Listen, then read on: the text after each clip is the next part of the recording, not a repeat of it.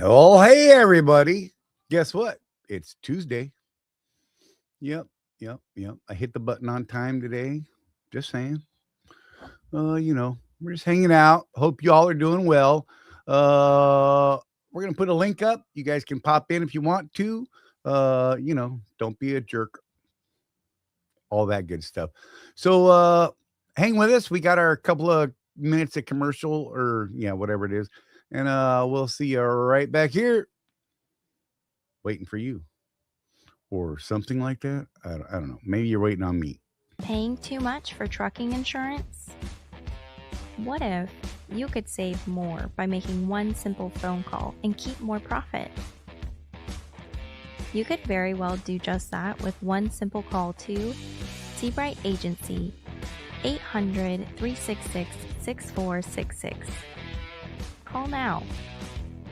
Now here's a question that all owner-operators and small fleet owners should consider. What happens when you access the unrivaled advantages that are available through the ES Advantage program? We asked Jeff and Charlie from Contractors Corner to share their thoughts on how they've been able to utilize the discounts and services that are a part of the ES Advantage. So we started looking for a way to save money on fuel.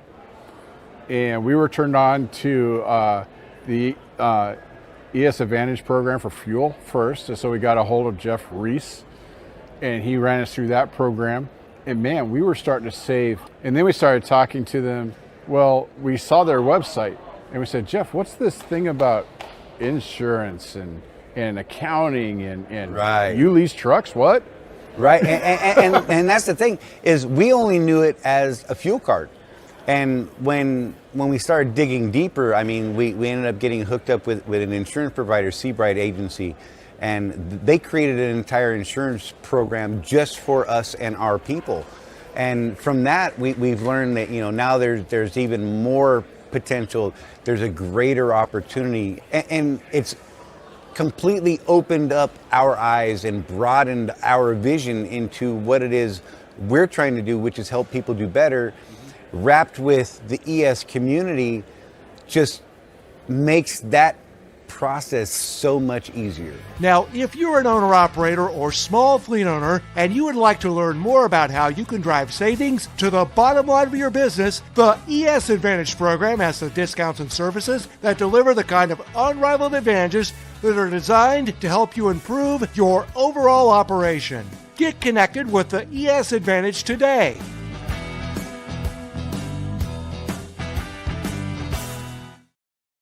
So Jeff's on the night shift. So right now he's getting up from his nap, grabbing something to stuff in his face real quick, and then he'll be here. So yeah, no worries. Craig, good to see you, buddy. Let's see who else was there. Trucker Tim, Chris, saw you. Let's see, Mike Henderson, James Vaughn, good to see y'all. It's been a rough few days. I ain't gonna lie. Timothy Ransom, good to see you, buddy. Yeah, the voodoo dolls are getting me, man. I'm just saying. Hi, Ida. How you doing, Pookie, as you like to say? Yeah. So, like migraines, so many migraines over the last week. It's been insane. So, spend time curled up in the fetal position, crying like a little girl. Or sleeping. I think I've been, I don't know, in those positions more than actually awake. I don't know. It's been weird. But not sleeping good. So that's cool. But I did sleep for 7 hours last night. And that, my friends, was amazing. I'm just saying. It was something special to have happen. But I hope you guys are doing good.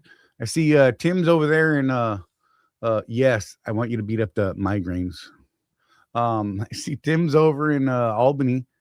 What'd you do? Deliver beer or pick up beer? One of those. Cans, something like that. Gotta be. I know he's headed down to Ocala. Yes, I've been on percentage, Tim.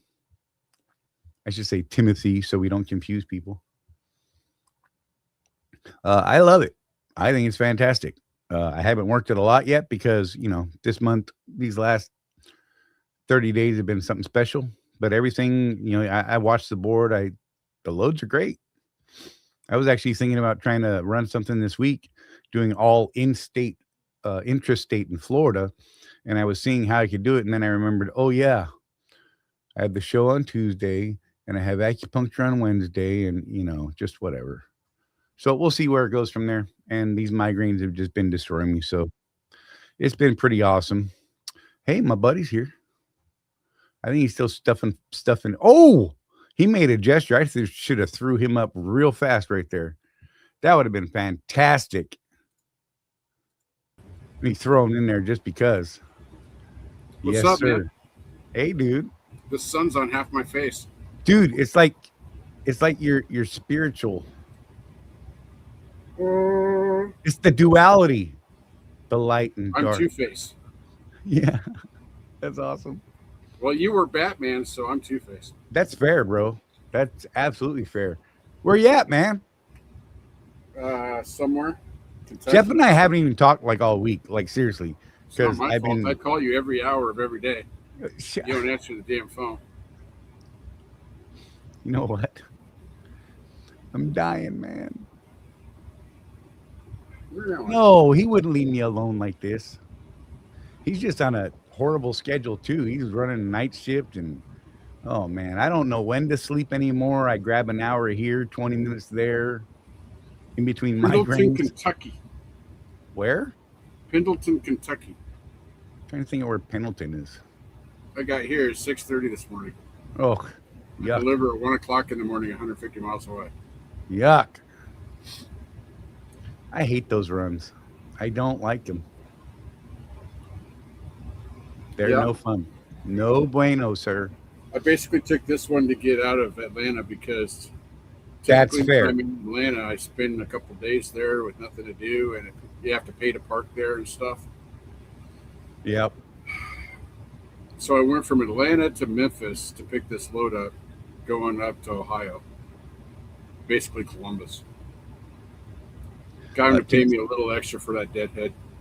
Timothy Ransom's trying to pick on you. He said your fancy Western Star doesn't have curtains for the windows.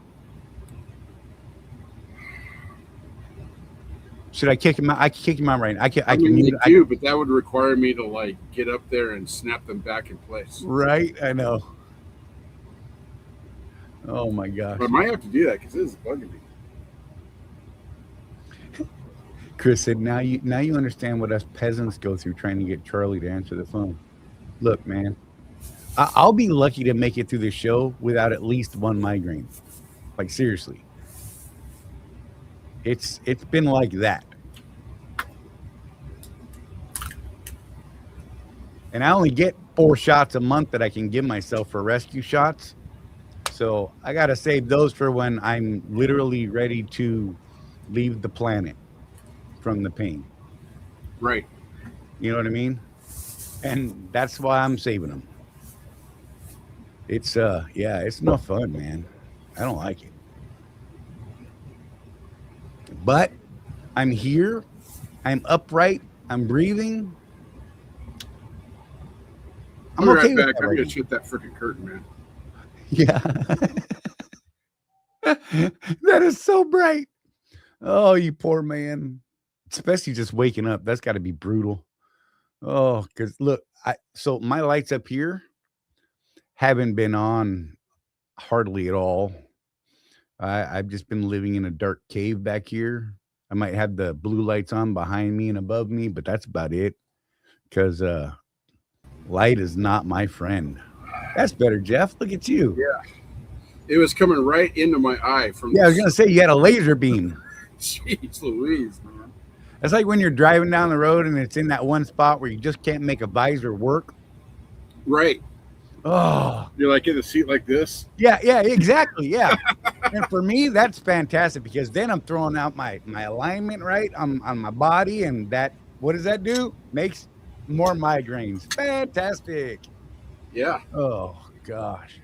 And then I get even more light sensitive. And then it's just like that for hours. Because, that's how it's. Oh, look at that. Trucker Tim's coming in. Well, let's welcome in Trucker Tim, Jeff. Oh, okay. Look at that. What's up, buddy? Not much. I'm I'm finally able to get on for a change. I dig it. So now that we got you here, look. First real week on percentage, man. I saw you type it. Let's hear it. It's been good. I mean, I've the whole premise of less miles for more revenue. For you're not chasing miles, you're chasing revenue. We got him. I mean, so yeah, I can't complain. I'm going to be grossing over about 3,500 for only about 1,800 miles. Right. So yeah, I mean, I have to actually look it up, per se. Don't talk crazy and talk facts. What's wrong with you? But yeah, I mean, I figured I was thinking about making a video, like a tutorial, and then posting it on the Facebook, or something about, hey, this is what I do to make it work for me, and and just be like, Right. hey, and kind of, go from there, per se, But, See, and it's but crazy because now it was just a couple weeks ago. You're like, man, you guys are crazy on this percentage crap. I like these long runs, coast to Well, coast. I do. Well, no, I get that. But what was our argument? It was, well, I mean, you can balance out some of that time at home, make as much or more Right. at your control. This is true. Yeah. I mean, And you got kids that are young, man. So, that's got to make the family feel good that you can get there when you need to pretty dang quick. right. Yep. So, My kids are like, they're old. I'm old. They're like, get out of here. Come back with some money. right. Yeah. And then the But- grandbabies, of course, So right now, if I take, let me go back here. I'm going to let y'all know. I'm averaging so far for the loads that are showing up, anyway, the pending. I'm averaging 246 a mile on the mileage rate, which is well over mileage plus your surcharge. Yeah, I think that you'll find that you can actually do better than that on an average as well. As you get a little more comfortable and start seeing which customers are when and where, I think that you'll see as a better average, probably up around the 260, 265 mark. Oh, I mean, I'm booking loads that are paying over $3 a mile. Yeah. My I'm just second saying, but load- another 20 cents a mile average, you know what I'm saying? Yeah, yep. And but my second load was a 45-mile load paying over 300 some miles, and it was Right. like 45 empty miles for 45. It was like $8 a mile. I'm like, Yeah. I'm like, Okay. give me 5 of those. I could do 5 of those in one day. Right, dude. And you'll see that there are some spaces, some customers that will have multiples of loads like that. And if Yeah. you can work them right, man. I know, because I was looking, because I'm going to deliver in Auburndale, Florida tomorrow, pass through Ocala for lunch, and Right. then I'm like, okay. Of course, I'll only probably have about 3 hours left, on my recap, but I'm Right. looking, I'm like, here's a few short runs, but nope, I couldn't do 2 in a day because of how they pick up and deliver. I was like, I know. So I was looking at that yesterday on some interstate loads, and I was like, yeah, I can do this one and this one, and oh, son of a, but I can do this one and this one and that. Oh, son of a, Yeah. Look, Yeah. if I could talk them into letting me call them in the middle, go grab the other one, deliver that one, then go back to the first one and re-deliver that one. That might, I'm just saying, because I can make all of that happen. Yeah. But because they have those weird set times on some of them, you're like, oh man, I could make these lineups so much better. Yep. Because I used to just search the whole state, but now I'm like, I click the state, but then I go to the origin. Where am I going to be when I get empty? Right. And do that 50-mile radius search. Let's see what I've got. I look at the Right. dates first. Then if the dates line up, then I look at the revenue. Okay, what's the mileage? What's it look like? How's it pay? Right. I don't want too much time on it, you Right. know, and you don't want to be sitting too long waiting for the pickup. Or I mean, it's Right. just times just like so far it's not looking good. I'm going to make delivery tomorrow. I'm like, I don't think I'm going to be able to pick up anything when I get empty tomorrow afternoon. Right. Hey, maybe it's time for a 34. I'm just saying, there's worse places than the Ocala area. Well, that's true, but I'm like, I'm going to get home next Tuesday, and I'm going to be off until the following Tuesday, so I don't need a 34. So, Oh, God, I want a 34 every week. I ain't gonna lie, I do. I want to work 5 days a week and take 2 off, even when I'm OTR. I want to run the hell out of my log. I want to take a day and a half or 2 days off, just because I need that decompression time. yeah, You know, I just and with had us 5 days having the off. truck not moving for a couple hours would be nice, you know. Yeah, I've had 5 days off, you know, Right. just a week and a half ago, and then it looks like I'm going to have another 6 days off around Father's Day. So I'm like, Nice. no, keep rolling. So, Hey, man, if it works for you and makes you happy, I am all for it, sir. oh yeah, yep. So, yeah, but yeah, if things keep up like this, you know, I shouldn't have. I mean, shoot, if I'm averaging 3,500 a week every week, Right? minus the I'm home for more than like 2 days, I'm like, I can't complain. And then I might just decide, okay, as long as I still make money, I might Right. book that long haul just to Oh yeah. keep me from having to deal with people. No, I understand. I've looked at loads, you know, from east to west and back, and thought, man, that'd be a nice run. You know what I mean? It's just sometimes trying to find the eastbound. Woo, some of those are tough to get a hold of, or they Yeah. pay nothing depending on where you're hitting. So you know, you got to make it all balance out, right? But again, I'm not above, you know, stretching out my deadhead to do what suits my needs, wants, wishes, desires. You know what I'm saying? That's true. Yep, And Like- we had the flexibility to do that. that's right. And right now, I'm like, I delivered to the beer, the empty kegs and pallets. No, they didn't have an empty. Well, my pickup's at P&G. I haven't heard back from the planner yet. But I'm like, hey, I've gone to P&G for empty trailers before, so Right. can I just bobtail for to the pickup? They haven't responded yet, but I'm like, since I'm bobtail, yay! I drove to the Golden Corral further into town, so I'm Nice. gonna be eating here pretty soon. But Nice. so it's like, yeah, but we'll see. At least I can make delivery on time. I couldn't make pickup on time, but they gave it to me anyway, so I'm like, great. Hey, as long as it doesn't fall on your head, I don't mind it. You know what I mean? As Yeah. long as they communicate, you communicate. It's usually not a big deal. It just sucks on delivery when they're like, "Oh, well, you're late, so we're just gonna try and, you know, squeeze you in somewhere, sometime. Hopefully, maybe never." Right? Yeah. So that was a question on the group this week. The good old empty hunt. Oh, yeah, I saw. Is That was there the a one way- thing I read on Facebook this week. Is there a way of getting compensated for those miles that you guys have seen? That was my question. That was me, by the way. Oh, okay. And I don't care. And I don't know. I mean, you can look at it a couple different ways.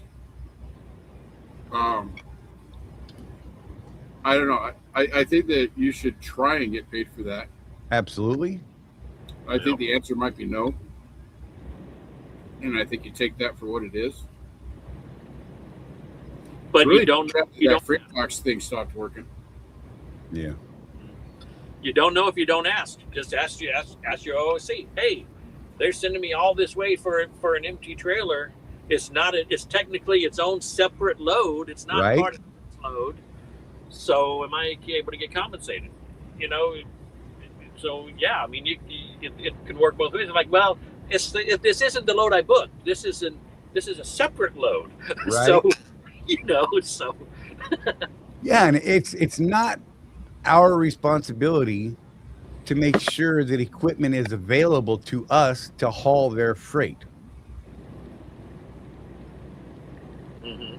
You know, I mean that's literally part of their back end job is, you know, the trailer solution stuff, right? It, I'm with you. I'll go so far once, maybe twice, and then I'm like, no, bro, you can pay me or you can pull the load. I don't care either way at this point.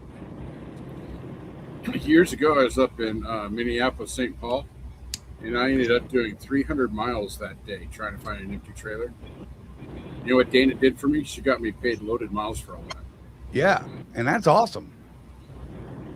And I believe that the planners in the old Ember Drive Heights terminal got a talking to over that. Right? Yeah. Okay. Yeah. So Craig says that the answer he heard is no, because we get paid more. And I'm like, well, you know what? Then that load won't get hauled. If you don't have equipment in an area that you're booking freight for,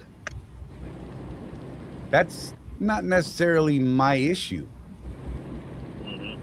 I mean, there's got to be some sort of give and take here. There's got to be some sort of medium, and if they're not, I mean, you have to be willing to say, I'm not willing to go to do 200 empty miles running around in circles trying to find a trailer. Either find a trailer, guarantee it's there, or just take the load. It's not my fault. It can't show as a cancellation, and I would fight it if they show as a cancellation on your part, because they can't find the equipment. Right. And as a contractor at any carrier, you're essentially a power only operation. Right. In a power only operation, it's not your job to have a trailer. It's their job to Right. So I mean, the onus falls on them to ensure that there's equipment available within a reasonable amount of distance, miles, to the freight that they're booking. And I mean, that's part of what they do, or part of what they're supposed to be doing. Right. When booking those loads, is to make sure that they're jockeying stuff around and not just going, oh, look, I'm going to book this load for Swift at $10 a mile for them, and it's 3,000 miles into the frozen tundra in the North Pole, with no equipment anywhere nearby. Yeah. I mean, and it's a drop delivery because it's going to sit there all winter before they unload it. Right. And you have to deadhead back, bobtail, because they ain't got no empties there. We can promise that. But yeah, so I mean, I believe the onus falls on them to do that. I mean, I'm willing to work with them, and I think that there can be a shared or split cost on it. I'm not above that. I think that's fine and reasonable. I'll eat some sometimes. They eat some sometimes. Sometimes we come together in the middle. But when there's an absolute pound sand, bro, well then, you know what? Your load's going to be late. That's going to fall on you, not me, because my equipment is here ready to go. Right. Your equipment is nowhere to be found. That's not my fault. And if they want to try and put a cancellation on me, which is a detrimental mark on the load board stuff, well then that's their fault. That's their problem, and we're gonna fight that one out. I'm contractually bound to have my equipment ready on a load that I say I will take. Right. Their trailer is not necessarily my equipment. In fact, it's not my equipment. That's right. So, I mean, they need to sort this kind of stuff out. And if they can't, like I said, you have to be willing to say, okay, I'll eat it this one time, or I'm walking away and look at something else. I mean, it sucks when you got to walk away and you've already, wasted 100 miles, 150 miles, whatever. But how many more miles digging that hole is okay? I mean, that's a decision each and every one of us would have to make in that situation on any given day. And it all depends, for me, it all depends on my mood. How much is this load paying, and do I really need it? Right. Go where I want to go. Is it Right. worth the 50 miles? All that stuff you have to factor in, and it's different for everybody. Right. And I mean, I feel like if that end of the business isn't willing to work with you, well then, you know, you need to find. I got this tiny little gnat getting me. Where the hell did it come from? But you need to, you know, be able to work with them, and if they're not willing, then, you know, maybe you need to find some other people within the organization to get with. You know what I mean? I mean, so far I've been extremely happy. I mean, I don't even hardly bother anyone in the Ocala terminal. You know, the terminal leader didn't even know I actually swapped. He knew I was coming and swapping. When I saw him at Sue and Grant's wedding, I'm like, hey man, am I performing well enough for you? Because, you know, I hadn't really run hardly at all. I'd been off longer than I'd been on in their terminal now because of all the weird scheduling I had this last 45 days. And he's like, I didn't even know you were in the terminal, man. He's like, I'm so glad you're a part of the terminal now. I'm like, yeah, so glad you didn't even know. But I like that guy. He's funny. That was a good time. Yeah. Just do live loads. That solves a problem. Or do dropping hooks in well-versed distribution. Yeah, I mean.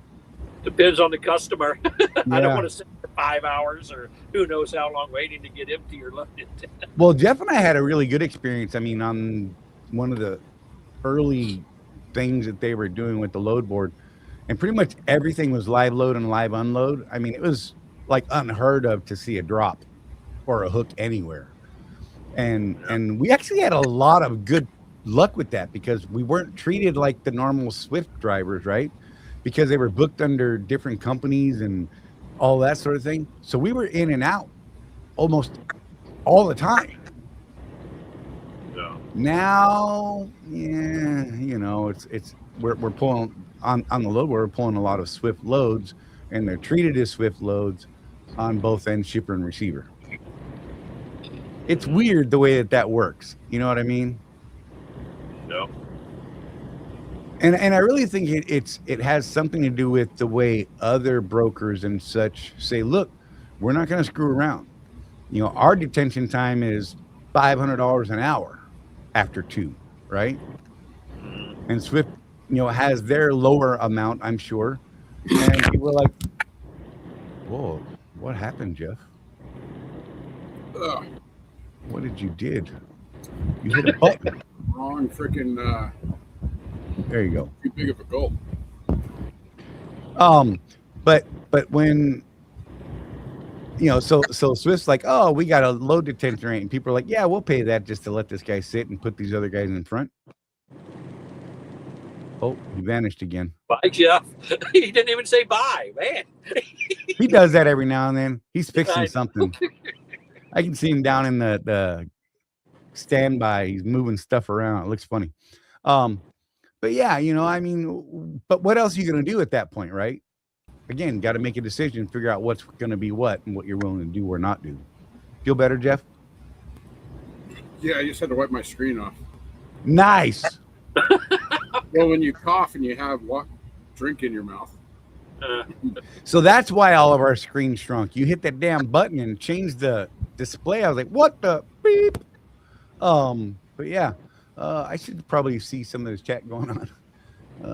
What gets me mad from Tim Ransom, he said, what gets me mad is I arrived at my final and they don't have an empty because the planners rated all the empties. Yeah, that's it. That's a thing. You know, hey, Fran, good to see you.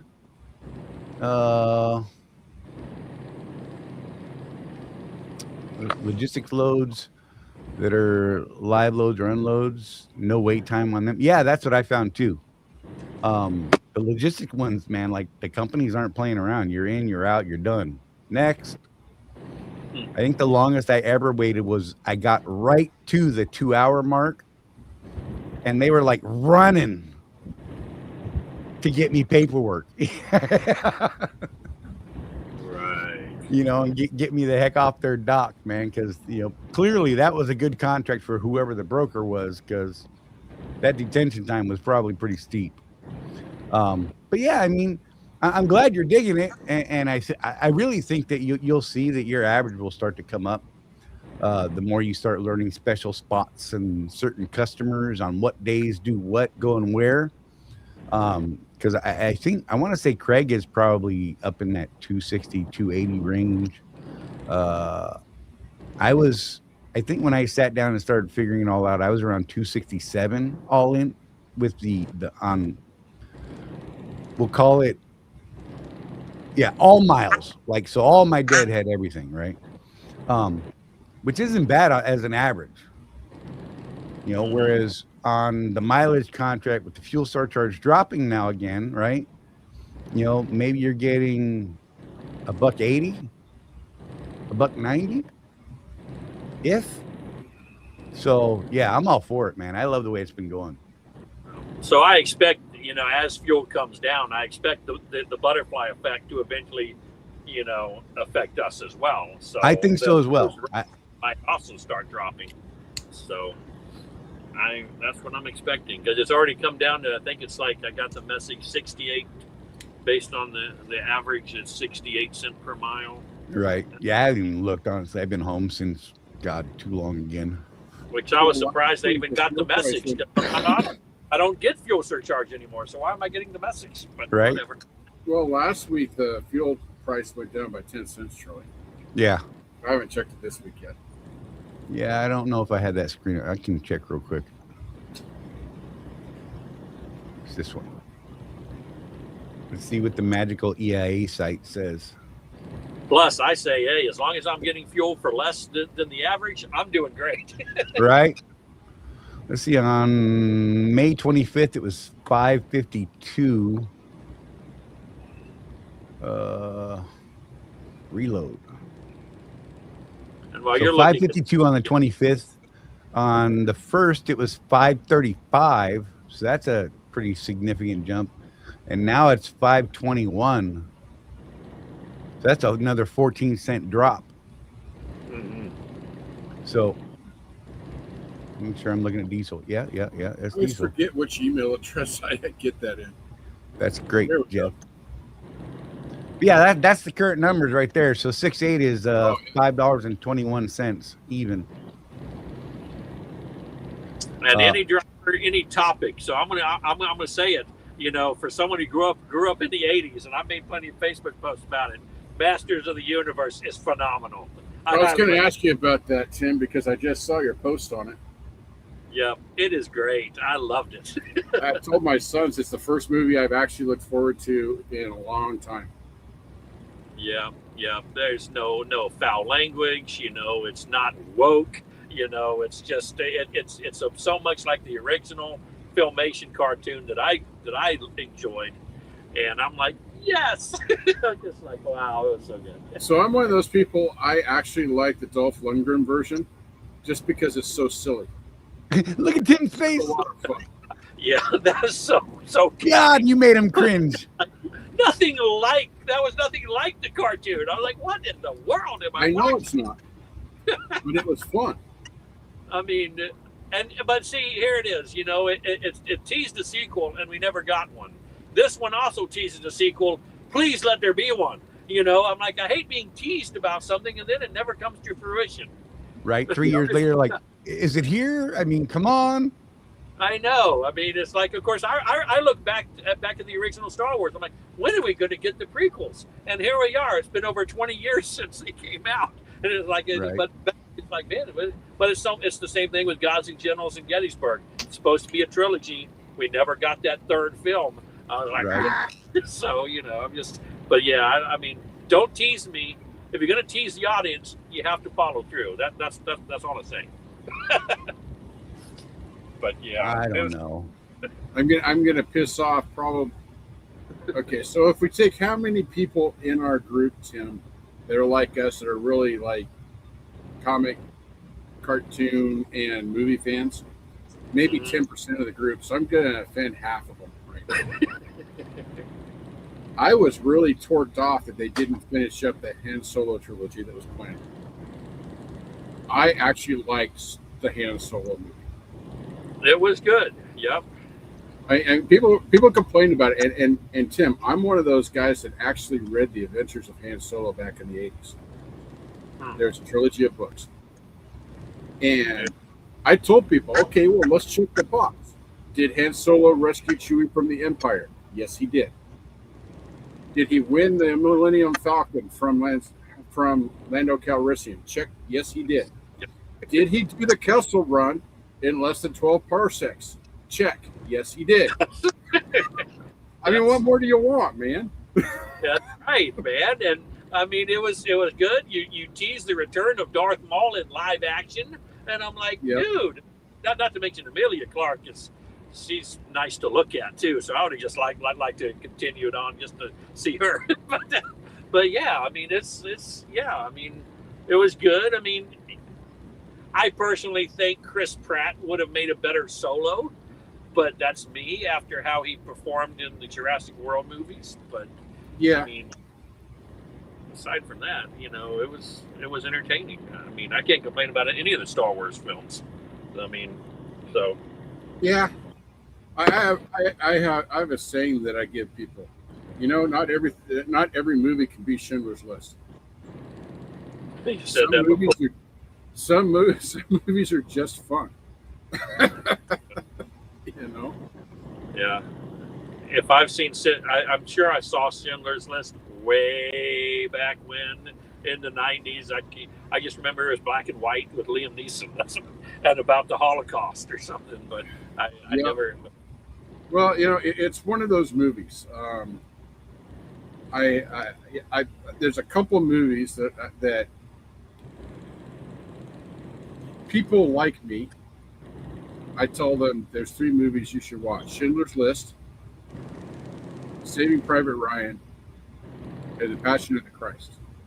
Now, Passion, if you're a Christian, I'm going to tell you, I can only sit through that movie once. I've only seen it once. But it was a pretty powerful movie for me. Yeah. Schindler's List because of the Holocaust. And I just thought that Saving Private Ryan was a really good memorial to the guys that stormed those beaches. Definitely realistic when it came to the visual graphics of that at the beginning of that movie. Little glimpse into their world, what they went through. Yep. Watch that movie. It would make you wonder why anybody would want to go to war. so yeah. Mm-hmm. But yeah. Craig said email sent. Don't know what that's about. Somebody know? I don't know. Oh. I don't know. About you what? Tell me, Craig. I don't know. He said email sent. Okay. He was talking earlier about reaching out to someone in the division, I think, about that trailer hunt issue. Okay. T-Bone said, "Who is Han Solo?" And then he said, "Oh, never mind. I don't watch Star Trek." Man, he's got to be. He's joking. Ain't no way. Go get some sleep, T-Bone. I got a buddy of mine who would tease me and call Yoda Yoder. I'm like, it's not Yoder, man. There's no R at the end. So with that being said, he will be put on timeout because he doesn't know how to act. I'm going to give him a whole minute just to think about and contemplate what it is he was saying there. Yes. Okay. Never T-Bone, get Star Trek and Star Wars confused. You may type again in 1 minute, sir. No, I wouldn't make a crossover movie with the two and to see, hey, let's see how the Enterprise does against a Star Destroyer or something. I'd love to see something like that. How about these are the real cars. Borg Cube? That's been done. Really? Mm-hmm. Charlie, you're just not in the right Facebook groups. These are conversations that I have every day. Okay. Okay. Fine. My favorite one was the other day when they wanted to put the Star Wars TIE Fighter against Battlestar Galactica's Viper Mark II. Ooh. And I pointed out, well, it depends on which set of physics that you are going for, because Star Wars has bullcrap physics, whereas Battlestar Galactica actually has realistic physics. Huh. So, which set of physics are we using? Fair enough. I didn't know there was a difference. Okay. Yeah. Well, most science fiction, and this is a conversation that we have in the Got it, science Greg. fiction and physics groups that I'm in. Most science fiction, when a spaceship is flying through space, they fly it like an airplane does in atmosphere. That's not how things work in space. The notable exception is The Expanse and Battlestar Galactica, the reboot. They use more realistic physics in those shows. Well, that's one thing I can say about 2001: A Space Odyssey and its sequel is the silence in space and Yep. whatnot. I mean, that was pretty realistic because there's no sound in space. That superhero movies in general, we have all that explosions. You can't hear it. There is Right. you can hear an explosion in space. So that's No, Trucker Tim, Yoder isn't Amish, but yogurt is Jewish. These are true statements. Yoda isn't Amish. I know Yoda is not Amish. I don't know. I don't know. Even in the Mandalorian, we haven't established the race that Yoda and Grogu are that I recall. So I don't even know where they're from. Right, huh? So, What? yeah. That's right. There's no like race specific on him, them, they, whatever. We just know they live hundreds of years. And some people say, no, he's not from Dagobah. He just exiled in Dagobah. It's not that he was from Dagobah. So, Are there any female versions of them? There are. There are? yeah, I think there was one. I mean, we don't know the sex, but in the Phantom Menace, there was one that was similar. There was one there was one that was on the council. Okay. I think his name was Yaddle.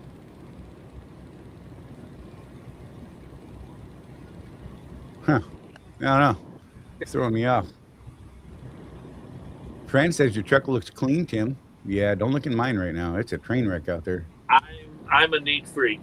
You know, I might have dust or something, but I keep a clean dash. I do my best to keep things clean and organized, because that's one of the reasons why I'm not home very often. Like, I can't stand it. Yeah. Like, no, to get out on the road where I don't have to worry about toys in the living room or all over the Right. I believe in organized clutter. The little kid toy tornado. Exactly. Yeah, I'm not the most clutter-free guy, but here's the thing with me, and anybody that was on my truck as a student knows this. No science experiments. Right? I do have a garbage can on the truck, Yeah. kitchen-sized garbage can. And every once in a while, I would have a student, and when we were doing the thing, right, I would go to bed, and the garbage can goes in front of the passenger seat, Right? and I would find candy wrappers on the floor when I got up. Jesus. And I'm like, dude, the garbage can's literally right next to you. Right? It's in arm's reach. God. Yep. Any science experiments that occur overnight get taken care of the following morning. I'll just put it that way. Excuse me. Yeah, look, my floor is scary to walk on. Sometimes it looks like a sand pit because it just does. I swear there a everywhere I Sarlacc go in is it? sand. Huh? Is there a Sarlacc in it? Probably. But you know, I try to keep the dash neat, orderly, right? Because I don't want it looking like a trash heap, right?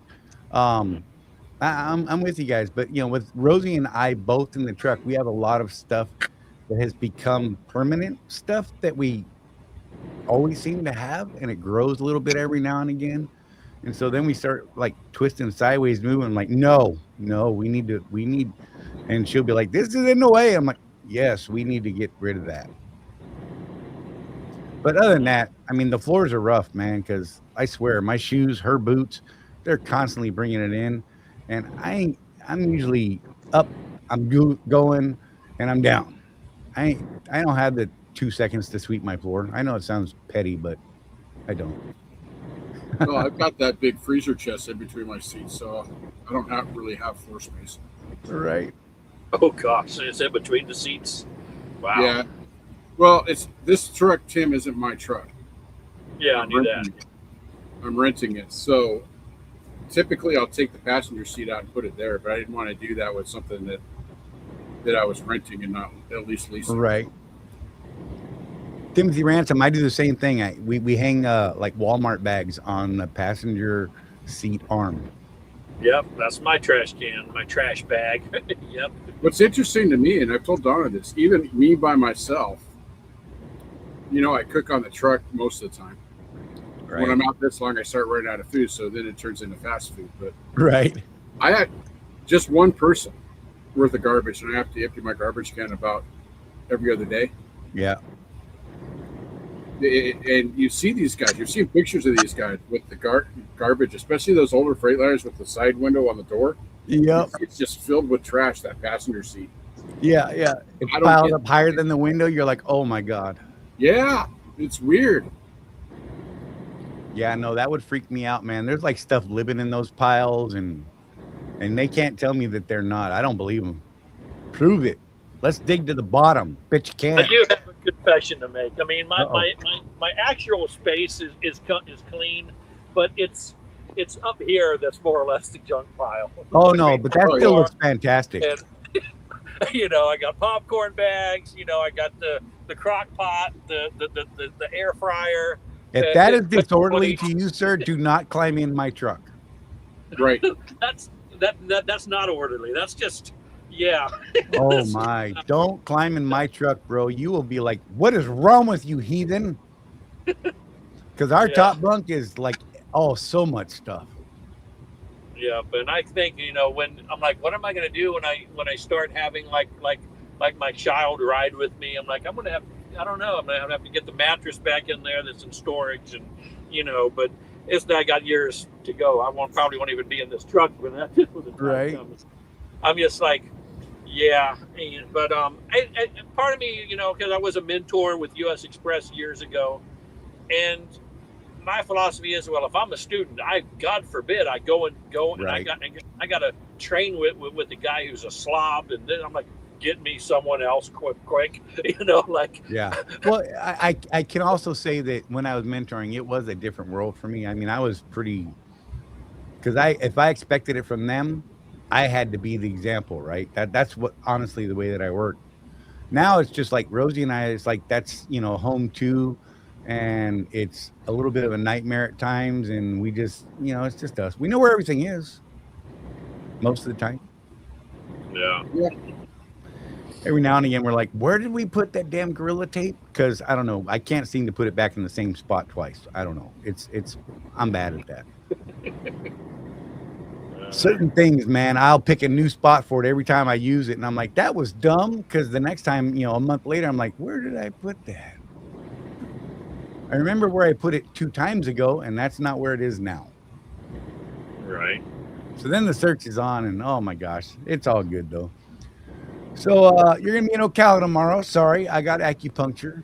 Otherwise, I would go up there because, yeah, that'd be cool. You put those things back in your ear. Yeah. Yeah. I'm hoping this is a full acupuncture appointment, but I don't know. Where I get the whole body deal. I love that. Then I get a massage with that, and it's fantastic. Oh my God. Like last time I had one, she knocked me out. Just snoring. Her and Rose were giggling about it, I think. Because I was gone, man. When she stopped, I was like, oh, hey. I've heard good things about it. I've never experienced acupuncture myself, but if it Oh, works. God. I wish I could go every day, man. I feel like then maybe I'd have a chance. Every 2 weeks sucks. It's not enough. I just like to be hypnotized one time and try to get me to stop biting my nails so bad. Right? That's what I'd like to experience. I feel like I'm one of those people that can't be hypnotized because I can't relax and clear thoughts enough. Yeah. You know, it's weird, man. Like, I mean, some people can actually just clear it, relax, and it happens. You have to be able to do that to get hypnotized, I believe. And I would love it. Well, I talked with the hypnotist one time over the phone, a few years, years ago, trying to say, hey, I got this nail biting problem. Is there a way I could get hypnotized and be able to stop getting me to bite my nails? It's just unhealthy. It's unattractive, whatever. And they're like, give me that thing. Maybe, tick tock, follow the watch. Right. Hypnotic therapy is not like that. I'm like, what do you mean? It's like, it's basically this person explained hypnotism as it's basically repeating the same phrase just over and over again in your mind to be able to get it. I'm like, so you mean so you tell me I got to just say over and over again, I mustn't bite my nails or something like right. that. It's going to work. I'm like, no, that's not, no, I can't see that happening. I don't know. I mean, it helps build a pattern or break a pattern. So it kind of makes sense to me. I mean, the way that most people's brains work, repetition is the key to establishing. But apparently there was just a 6.1 earthquake out in the Gulf. Looks like it's near Cuba. Oh, really? No tsunami threat being issued right now. That's a pretty good one for the Gulf, though, I think. Yeah. Anyhow, So sorry. I actually It delivered popped up on my phone. I had to Gulf. The I Gulf delivered of, at the the Gulf of Port, America. Missouri, Mississippi port yesterday morning for the first time, and never had to do an escort before. I had to had to get an escort onto the port, and I'm Oh, like, yeah. dude, here's the Gulf of Mexico. Cool. Gulf of Or the Gulf of America. No, I'm still going to call it Gulf of Mexico. Gulf of America. But Science says Gulf of America now, though. I know, but yeah, I'm like, dude, that escort service, like, that's the first time I'm like, interesting. So Right? that was like, that ended up taking away extra time on time that I wasn't expecting, but it I was used neat. to pick up at that CNH place there in San Francisco, right across, right before you get to the bridge, and that's a port, and their drop yard is literally just inside the gate. And if you don't have a TWIC card now, you have to be escorted to that drop yard. Right. It's literally like not even a quarter mile. Darn. Yeah. Interesting. Yeah, there was a big deal about that when they started doing that. I don't know if you guys remember, Charlie and Tim, that Swift sent out messages, hey, if you don't have a TWIC card, Yep. you need to let us know that before you take these loads in the port. Right. That was So they can set things up ahead of time, and it's expensive. Yeah. I remember right when they were doing that, I had a port run, and it was right at the transition. They're like, sorry, you have to wait for an escort. And I'm like, yeah, I'm never doing this again without a TWIC card. And Rosie and I went and got TWIC cards right after that. Well, the weird Along thing with our is, hazmat. Swift has a terminal in the port of LA. You've been there, right? Long time ago. So there is a specific route, and it's marked like on the streets to get into that terminal without having to have an escort. Oh, nice. And it takes you around all the fenced areas. It's kind of a roundabout way, That's but funny. you can get to and into and out of that terminal without having to have an escort if you take that route. Wow. It's not the direct route though. Yeah. That you have to take. It's like the quadruple switchbacks around neighborhoods. Yeah. Watch out for the rabbit hutch. Yeah, I don't get what having a TWIC card. That doesn't mean I'm all of a sudden going to know where I'm going. So I don't see what it is. I don't. Well, it's mean, the I know security factor. Yeah, The it's TWIC a card DHS doesn't mean where you're going. It means that you're not a security risk. That's what the escort is for. Really, Hey, see, I figured a good old. I didn't do it because my operation, I talked to Panther, they just don't do much port stuff, so I didn't bother with it. But if you're going to get hazmat anyway, it's only like another $50 or something like that to get your TWIC card at the same time. Yeah. Now, if you get your hazmat and then go back for your TWIC card, it's like $150. So if you're going to get hazmat anyway, you might as well get the TWIC card with it. Yeah, because they can use the same background investigation. Right. If Yeah, they're because I doing it got all at the same hazmat. time. I got hazmat. It's the real ID CDL. You think, that's good enough, but whatever. Well, some states, I'm just saying. You know, what's yeah, interesting yeah. is my, that Canada Fast Pass, that works kind of like a TWIC card. There's a background check involved.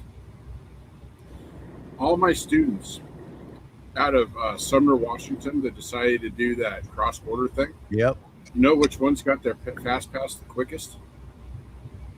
The Ethiopians. Yeah, it makes sense. And I come to find out the reason is because they have to go through so many background checks while they're sitting over there at that Right. way station in Africa waiting to come over. They're interviewed by the FBI like twice a year. And so their background check is already done. So their stuff comes back real quick. So DJ Harless and Craig both said the same thing. It also helps you get through security at the airport. Does it really? Yeah. Hey, Quick, good to see you, buddy.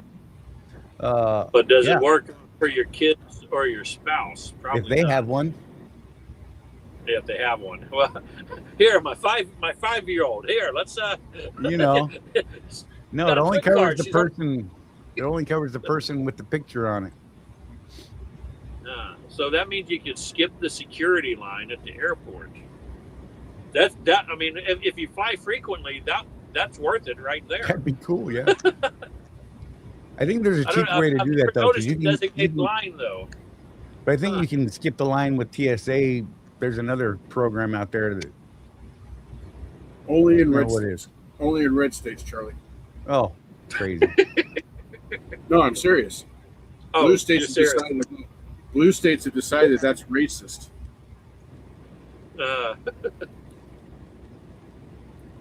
Blue So states have decided that's racist. Well, because people of color can't afford the $30 a year to be part of that fast track. Yeah, TSA 30. pre-check. That's it. I mean, that's what I mean, I don't drink beer, but that's what three beers. you can't, or 2 packs of cigarettes or whatever. Like, hey, I'll skip the line and shit. Oh, so those of you that are former smokers out there, I was talking to a guy. I can't remember what state it was in. I think it was in Pennsylvania, about the price of tobacco these days, and he was showing me, Charlie, they were selling cartons of Marlboro Reds for $300 a carton. That's ridiculous. $300. It's all the damn taxes and stuff they put on it. I know. It's crazy. I guess they're charging you to kill yourself. Whatever, man. There's a couple of interesting debates about that. Those taxes are supposed to be going into Obamacare. I don't think. I'm skeptical on if that's actually happening or not. Yeah. And the theory is, like in the state of Utah, I mean, it's Mormonville, right? So, of course, tobacco there is taxed about as much as people will allow. Right. As is alcohol. So it kind of makes sense there. I remember years ago, because when they built their big convention center in Salt Lake City, a lot of companies started going there because it was a nice facility. Right. But the attendees were complaining about how much it costs to get a beer. Yeah. And the guy that was in charge of their liquor commission in Utah did an interview about that. He said, look, this is a religious state. I mean, let's be real. We're not going to keep you from drinking. That's not our deal, but we're going to charge you for it. Well, yeah. How about don't try and bring bottles in from the border there with Nevada. Oh, yeah. Utah state cops will get you. Yep. Don't do stupid things and get pulled over, because they're going to look. And most people will say, yeah, I got a bottle because it was cheap. I picked it up. Oh, that's expensive. I can assure you. Yeah, because they got that reservation truck stop out there on the reservation right there just south of Utah in Nevada. I had some friends that got popped for that, and they were like, what? Oh, another one, getting fireworks out on the reservation in Washington. Oh, yeah. Right around this time of year, we're coming up on the 4th. The state troopers in the state of Washington actually do camp out at the entrance to that reservation. And they'll pull you over and say, hey, so did you buy fireworks in there? Right? Are you bringing them out? They got explosive dogs sitting there walking your car. You know, they're Yep. like, man, this is revenue, bro. Oh my gosh. You're not going to, this is crazy what I'm seeing outside in the parking lot. Here we go. We got a guy who's hanging on the car door with the door open, shaking his booty, dancing wherever it is inside the car. And the back Nice. of the shirt is less friends, more money. That's fair. Okay. Oh my gosh. Oh, and there's kids in the car too. Oh, good. Why Okay. not? I was- You got to teach them how to make money when they're getting older. I mean, God, they don't just learn how to dance on a pole. It doesn't come natural. I guess My bad. not. This is why I can't have friends. Oh, God. So Mike said that Twitcard's background does Interpol, FBI, and 50 state checks. So that's cool. He said he also got his TSA pre-check done in SeaTac in October. Why get a Twit, Craig? Chris asked. Hey, if you're running ports, man, why not? Don't have to wait for an escort. Don't have to pay for the escort. Don't have to make sure that's all lined up because Lord knows. I mean, all the planners and customer service people are always on the ball with that kind of stuff. And I did get reimbursed, thankfully. Because I was Right. like, I didn't know I was going to need an escort when I booked this load. So I was like, this is like, I hope this doesn't include that.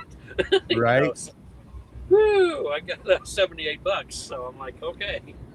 Is that all it is now? 78? It used to be more than that. Well, this particular one was 78 if I used the loaded it to the card, and 75 for a check or cash. Right. So I was like, okay, cool, you know, so that at least worked. Hey, at least I got reimbursed for, it's hard to get reimbursed for the scale tickets, but at least I got reimbursed for the Right. escort. But my new driver leader, she took care of that in 10 seconds with getting reimbursed on 3 scale tickets. That Oh, that's right. for You the- swapped to Craig's person. Is it Angie? Yeah, yep. I was on the phone with her. She's like, you're kidding. He hasn't done it? I'm like, yeah, I've got 3 of them now. You know, and she's like, I got the message while I was still on the phone with her. She's like, now how long did that take? I'm like, exactly. So I don't know I don't know what the big deal was. That's the way it's supposed to work. So, I mean, you know, nothing against him. You know, that I mean, overall he was great. It was just, can I get reimbursed for my scale tickets, please? Right. So, You know, look, there's a lot to be said about some of the OOCs and the way that they handle things. And, you know, some have skills in certain areas. Some have better connections here or there. And find the one that works best for you, man, and be happy there, you know? yeah. And Look, yeah. Matt said something about the requestable escort using the same macros and lumper. It's like, that's right. You just click at the bottom. Is this something used for other than a lumper? Yep. I Oh, cool. eventually got a reply back saying, you clicked it was something other than a lumper. What was it? It's for an escort onto the marine terminal. And then Nice. boom, it got loaded. So Nice. Yeah, I've never had to do that part of it because, you know, the last time it's been a minute since I did, you know, that kind of stuff. And I avoid ports because I carry a firearm. Can't go there. yeah, that's true. They were asking about that. Yeah, because I'm like, so my answers were no. Of course, you know, you kind of wonder, well, if you got it hidden somewhere, I don't know. But I mean, the guy just, I'm like, first time somebody actually got it inside, sit in my driver's seat and kind of look around. I mean, he Right. didn't like do a complete search. Like, I could have put the gun in the microwave. I mean, you know, whatever. Right? I mean, Hey, if you do that, don't press start. oh yeah, take it. The sparks give it all away. I'm just saying. Yeah, it's true. But yeah, you know, so that's the first time I'd ever had to do something other than a lumper. So I was like, well, that's interesting. Okay, well, the first time, yes, it's not a lumper. But yeah, Yeah, I didn't even know that was there, honestly, because that's how long it's been since I even had a lumper that I had to worry about. right. Yeah, Panther's Yep. kind of weird about that. They always they always kind of don't know what they're doing when I ask for lumber fees. Because I don't have a comm data card or any way of them to give me money. So what we do is I have to make a phone call and get an express code, or in the case of some of the the nicer Dollar Generals, they do it through the app, and so I send the app code to Panther and then they just pay it. Huh. So it's kind of nice. But I do have to find someone that knows what they're doing. Right. In the company. And sometimes, you know, these places you're delivering in the middle of the night, so the day shift guy that I usually work with isn't there. Right. You know. You got the fourth string people on the clock. Yeah, I started noticing something lately too, and I brought this up with my sponsor guy. When I talk to people other than my guy, they sound like they're used to getting yelled at. Huh. It's weird. And you know me, Charlie, when you and I are talking, I'll get pretty passionate about stuff. Right. But when I'm in the middle of business, absolutely not. Right. You know? Oh yeah, just like this, go. Yep. No, So a little bit of news. If you're headed to Dallas, Texas today, the next few days, keep an eye on the news on what's going on in Dallas. Carmelo Anthony was found guilty today. was he really? Yep. Okay, I haven't even looked at the news So at all. far, there's protests, but no like violence. Right. So, I but was- we've seen how these things go in the past. Just keep an eye on the news if you're going anywhere near McKinney, especially, which is just north of Dallas. There. Who is this? Say again. Who was this? Camilla? Carmelo Anthony, the guy that stabbed the other guy. At the Never track heard meet. anything about it. So. Oh, there was a big controversy Oh, over it. it's been all over the news for the last couple of weeks, man. Oh, yeah. Kid claimed he was being bullied, went to a track meet, and ended up stabbing a guy in the heart and killing him at the school track meet. Now, he claims that it was self-defense, of course, but apparently the jury did not agree. He was found guilty today. So, if you're a sensitive snowflake, just close your ears for a second because I'm going to use some words. Oh, Trigger warning here. Carmelo Anthony is a black young man, and the person he killed was a white young man. So there's a racial component here. And some people are not happy with this verdict. look, I've seen multiple interviews with people that were protesting for this kid, and they said, but what if, I mean, all the evidence truly points to him not being, or him being guilty? I mean, because allegedly he was suspended earlier that day for having a knife on him in school. Yep. And so he left and had to return to that sporting event with the knife that already got him in trouble. Yeah, and he was asked to leave several times before the incident actually got heated. So yeah. And Matt, you're right. Columbia, South Carolina, too, we have an incident where some shop owners shot a guy and killed him. And they were found not guilty of murder. So kind of opposite. But there's some protests going on about that. And that one, too, Asian shop owner, black kid. So, see, and that's one of those situations. I don't know anything about the story. That one's a harder one for me, because from what I've read about it, kid comes in, allegedly brandishes a firearm, but then the shop owners brandish their own firearm, apparently. Right. Kid runs. Yeah, And see him in the back. That's where I have a problem with it. That's where I've got the problem with the verdict. That is not a good verdict. Because if the perp is on his way out, no It's longer a threat. I mean, you call the police, you've got Right. the video footage of what happened. they go hook him up. That's the way to handle that, I think. Right. No, and look, coming from that background way back when, right?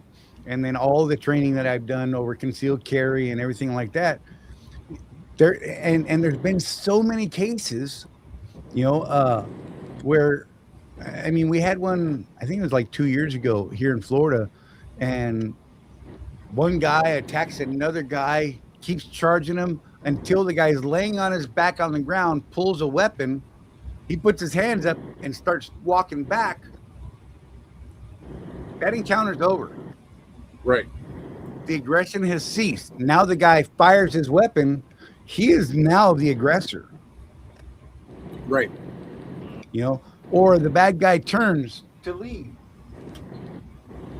That's encounter over.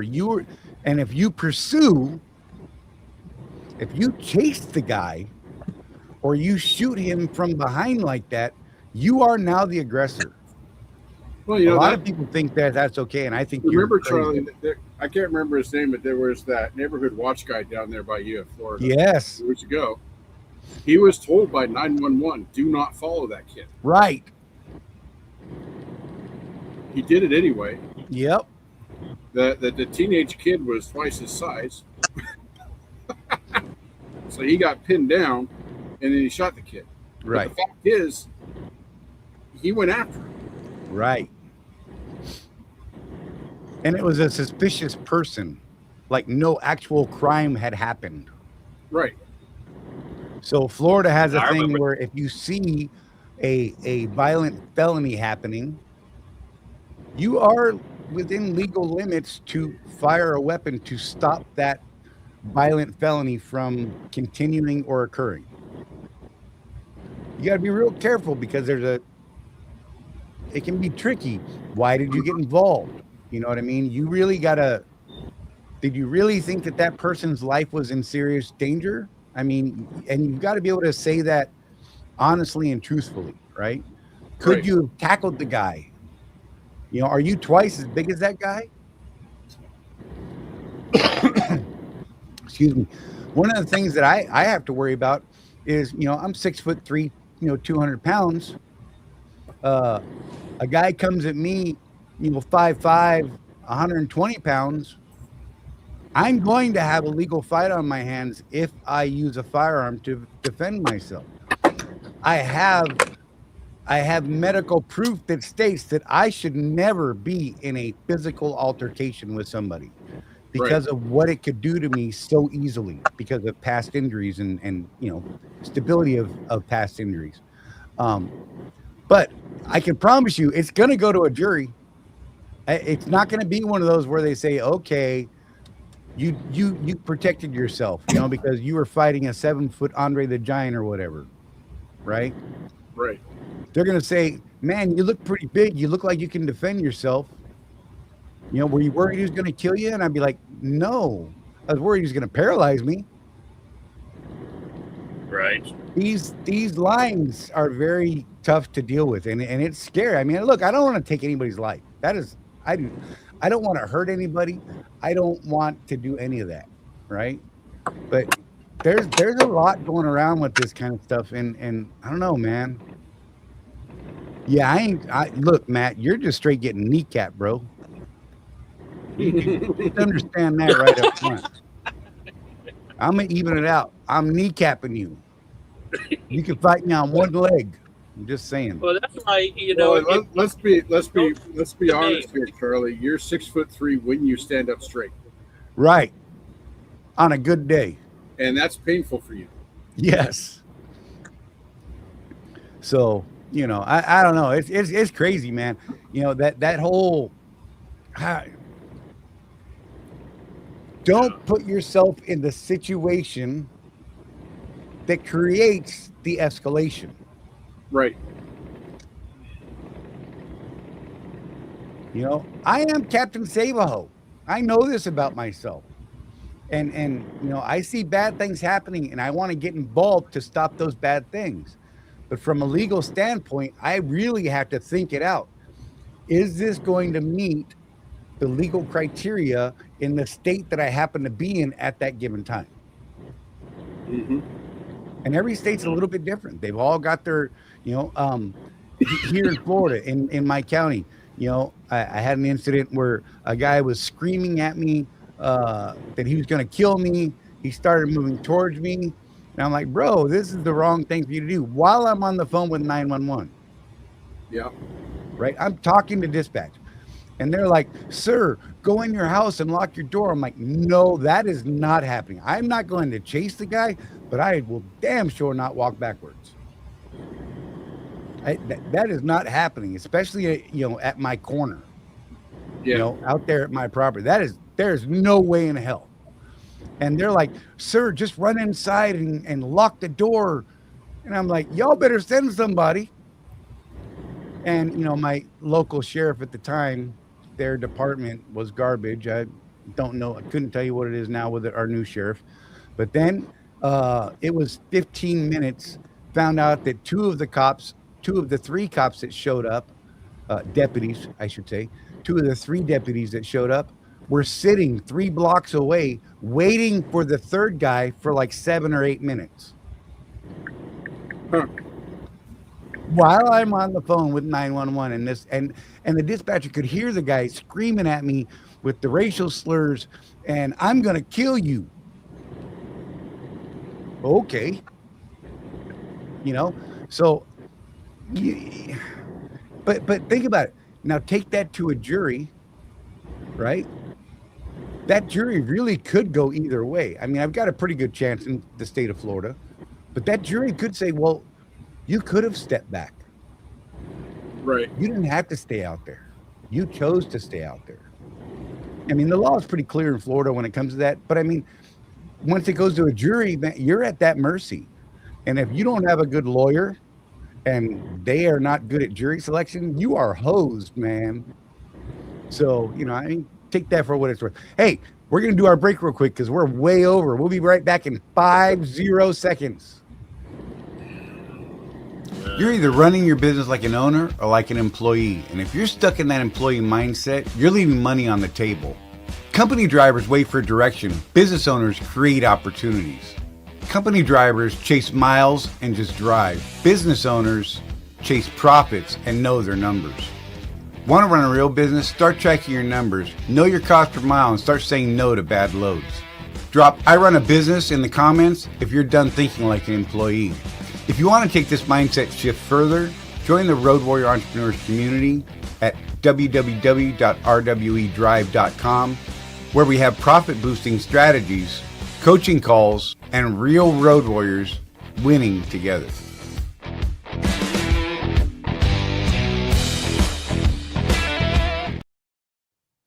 No, so there's some comments here.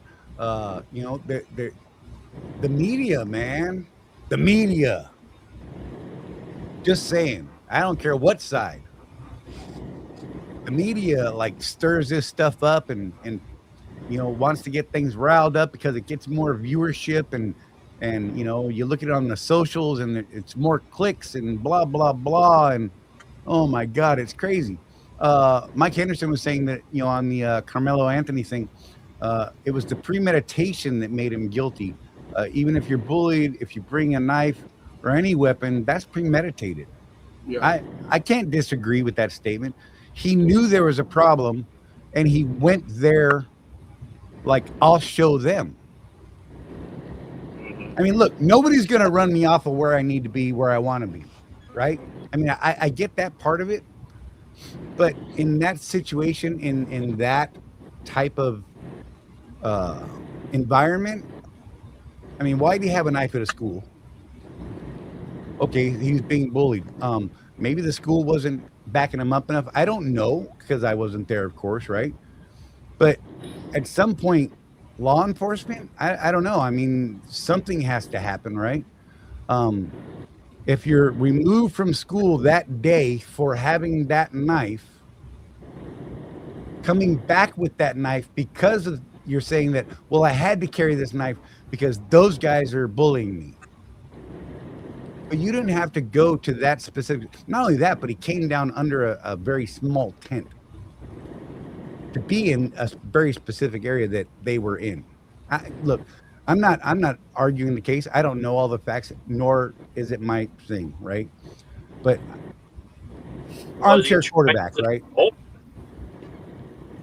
Was he tried as an adult? Do we know that? No. I don't think so. Well, then that shouldn't be too, Yeah, I don't know. He wouldn't be too harsh for a minor. I don't know.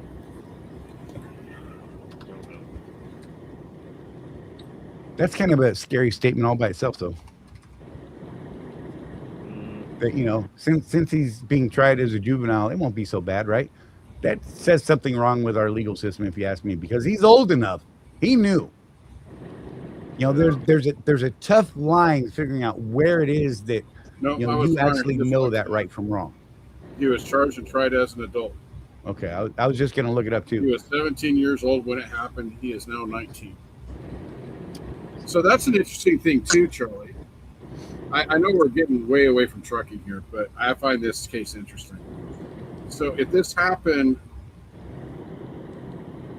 in April of 2025, so a year and a month or two ago, the first I ever heard of this was actually like maybe a month ago when they had set the date of the trial. Oh, so I actually heard about it when his family, shortly after it all happened, set up a GoFundMe for his legal thing, and then they bought a brand new house. Oh, really? Yeah. Yeah, they made a killing on a GoFundMe, but they have to be in comfort else. so they could defend their son, right? Right. So I mean, there was all kinds of stuff, and there was outside preachers. Okay, outside preachers were coming to these things to get their face on camera, and just really blowing things up. I don't know. I'm not saying right or wrong. I'm just saying that man, I'm trying to lay low. Yeah. I'm just going to try to lay low. Let's segue back into trucking a little bit. Yeah. Over the last, I want to say 2 weeks, I've seen stories on CDL Life and FreightWaves both about truckers killing other truckers, like right. Stops, over fuel islands, over parking. There was one guy, I can't remember what company, it was a small company out of California, killed his co-driver. Jeez. I remember that. And dumped his body out on the turnpike. Right. Man, you got to have your head on a swivel these days, bro. For real. I'm one of those people. I've never in my career been messed with. Right? I've had a few of those, hey man, what you need? I got what you need. But other than that, I haven't been messed with. And Charlie, you've met me. I'm not exactly a big guy. Right. But I learned a long time ago, especially as a small guy like myself, I walk with a purpose. I'm going where I'm going, and I'm looking around. Right. Bad guys are looking for a victim. I try my best not to look like a victim. I mean, just now when I went to go get my caffeine, there's a guy walking to the same door I am, walking and on his phone, not paying attention. He almost got freaking ran over by Maverick, because he's just not paying attention. Right. And with stuff I'm seeing in the news, and it's to the point now to where Donna has actually raised some concerns about me being out here. Right. As the wife at home. Yeah. She's worried. Is she going to get a phone call because I got in an argument with some dude and he had a gun and I didn't? You know what I mean? Yep. Things are kind of crazy. And I honestly don't know. Dawn and I have talked about this, and Tim, you can chime in. What do you think? I don't know if it's because of social media and we're just aware of things faster now, or if things really are more violent than they were, say, 20 years ago. It's kind of hard to tell because of the technological advances. You talk about trafficking that we hear about, all of the PDF files that we hear about, all that stuff. Is it because we hear about it now? Has it always been there? We just didn't know about it? or is it actually getting worse? I think it's the first. You know, I mean, social media, because I can look back to even back to the Bush and even the early Obama days. I mean, there's so much. Like prior to Obama, I never recall so much political discourse across the country. But I think it's social media has just allowed people to express themselves of how they really feel, and it's the same of how they've always felt for as long as we can. So that's what I think. I mean, I hate to think the world's getting worse, but at the same time, some yes and no, certain areas. But well, if you look at it from a statistical standpoint, right, and we all know statistics can lie, but when you look at the right ones in the right places, the proper sources, violence is up.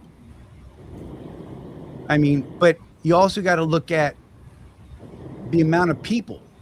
I mean, in the 70s, we had far less people. Yeah. We have far more people grouped tighter together than ever before in our history, right? You have this, and this comes from left, right, doesn't matter, the polarization of each other. And it's continued and encouraged to be worse and worse and worse. And it's moving younger and younger and younger. I grew up in that whole transition time. Everybody knows I grew up a thug, and I grew up in that transition where we went from punching each other in the face because, you wore this or you were in this neighborhood and you shouldn't be, to a quick transition into saw a couple people get stuck with a knife to bullets are now flying back and forth. Right. There was a really quick transition over a short period of time, and I came up right in the middle of that. I got to see both ends of it, and it's just progressively gotten worse. I mean, I honestly believe that the thug life, this is going to sound crazy, but there actually was some sort of kind of honor to the old thug life versus the newer thug life. You didn't mess with other people. You messed with other thugs.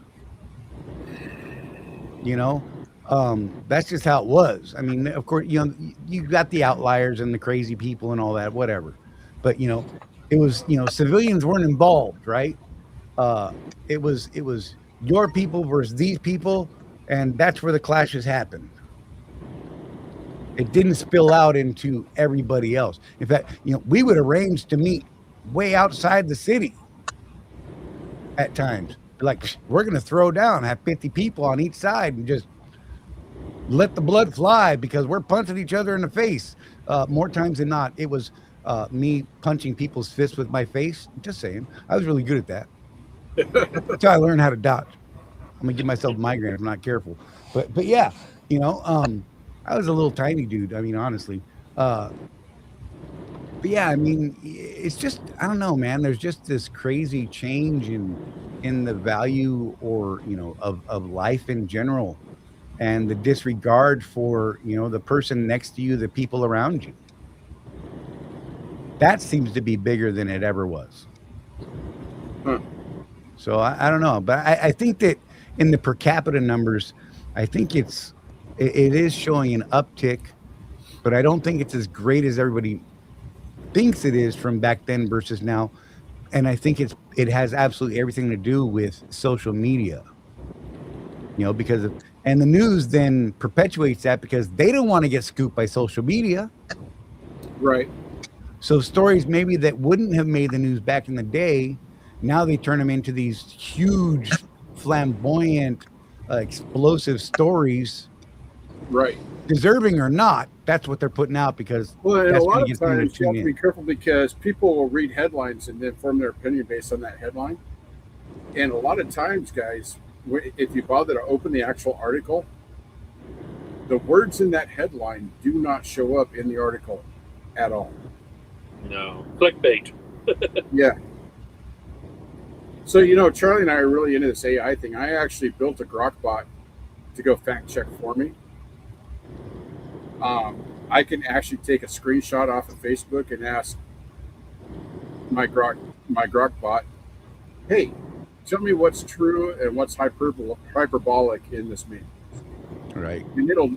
And I've got it dialed in well enough now, Charlie, that it will a lot of times find the original poster. Right. So then I can go and say, oh, okay, so that guy is the guy that originally put this out is some dude in Indonesia that knows absolutely nothing about our politics. Right. And he's giggling and laughing about all the drama. And he's got a monetized Facebook page. Right. And for some reason, a lot of the stuff that pisses you off, guys, for some reason, it does originate out of Indonesia. That seems to be the hotbed for this right now. Huh. And what it is, and it's actually kind of recent. A lot of people may not even know this. Everybody knows that, like, you can monetize your YouTube channel. Our YouTube channel is actually monetized. We typically make a couple $100 a year off of it. Nothing big, but it is monetized. You can monetize your Facebook if you register as a creator. And what these people are doing is a lot of it is AI generated, and specifically to push people's buttons to get you to comment. Because the more comments, the more engagement they get on their posts, the more money they make. Right.